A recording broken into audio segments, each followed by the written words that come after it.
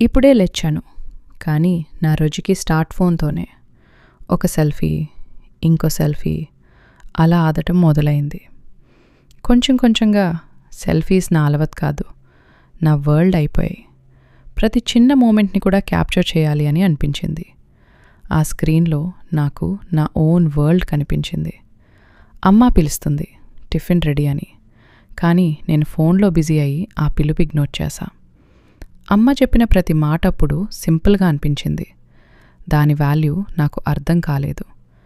Time మొత్తం ఫోన్లోనే గడిపేస్తూ నా చుట్టూ ఉన్న నిజమైన జీవితంని నేను మర్చిపోయి, నవ్వులు, మాటల, ఫ్యామిలీ టైం అన్నీ కొంచెం కొంచెంగా దూరమయ్యాయి.